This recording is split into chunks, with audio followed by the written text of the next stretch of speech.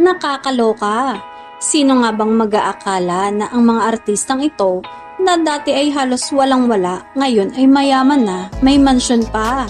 Tara, kilalanin ang top 5 most shocking Filipino celebrities na biglang yumaman. Top 5, Coco Martin, from indie actor to TV king. Si Coco, dati extra lang sa mga indie films, pero nang mabigyan ng chance sa teleserye, hindi na siya bumitaw.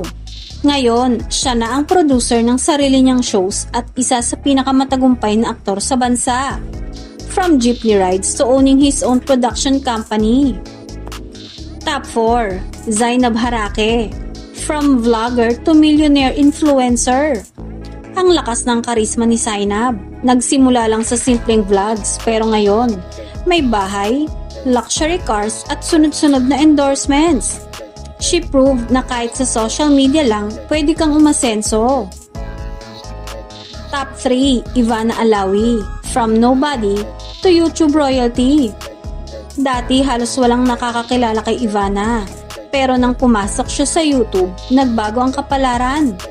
Millions of subscribers, may perfume business at Alawi group of companies. Nakapagpatayo na din ng mansyon para sa pamilya. From internet crush to millionaire boss babe. Top 2, Willie Revillame, from drummer to TV tycoon.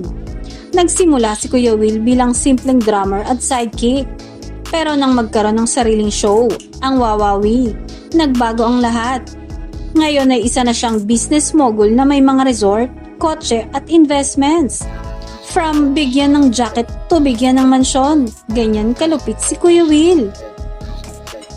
At ang ating top 1 ay si Vice Ganda, from comedy bars to billionaire queen. Bago siya naging unkabogable star, simpleng stand-up comedian lang si Vice sa mga comedy bars ng Manila. Ngayon, siya na ang may-ari ng Vice Cosmetics, ang top earner sa ABS-CBN at isa sa pinakamayamang artista sa bansa. May mansyon, luxury cars, at own makeup line.